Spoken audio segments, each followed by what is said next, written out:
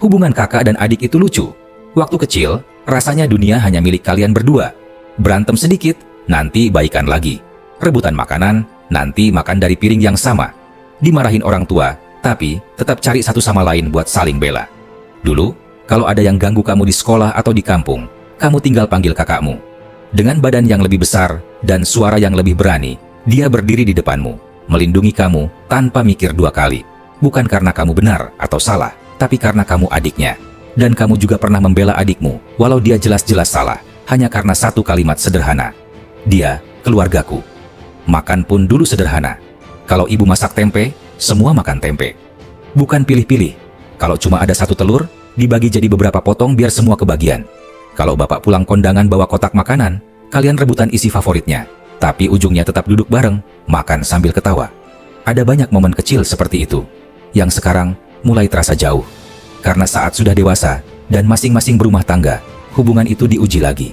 Apakah kehangatan kecil yang dulu pernah mengisi masa tumbuh kita masih punya ruang untuk hidup? Akan tetap samakah rasanya ketika salah satu jadi orang berada, sementara yang lain hidup sederhana? Akan tetap akrabkah ketika satu jadi dikenal banyak orang, dan yang lain menjalani hidup biasa-biasa saja? Masih saling merangkulkah ketika satu jadi lebih religius, sementara yang lain masih belajar memperbaiki diri? Pada akhirnya, darah tetap darah. Saudara tetap saudara. Bukan soal status, jabatan, atau siapa yang lebih terhormat. Ujian sesungguhnya justru muncul saat salah satu jatuh.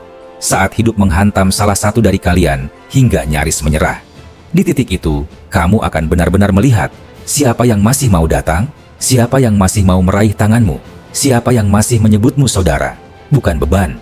Karena saudara bukan tentang harta, bukan tentang siapa paling suci, bukan tentang siapa paling berhasil.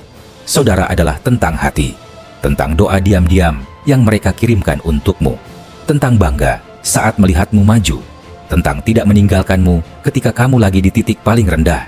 Dan yang paling harus diingat, tidak ada yang bisa menjamin keadaan seseorang akan tetap seperti sekarang. Yang terpuruk bisa bangkit, yang sedang di atas bisa turun, yang tersesat bisa dapat hidayah, yang hari ini lemah bisa jadi kuat. Selama masih bernapas, semua orang punya kesempatan berubah. Itulah kenapa hubungan kakak adik sebenarnya bukan tentang masa kecil saja, tapi tentang kesetiaan hati. Apakah tetap menggenggam, bahkan saat hidup sudah menarik kalian ke arah yang berbeda-beda? Jaga saudaramu selagi masih ada.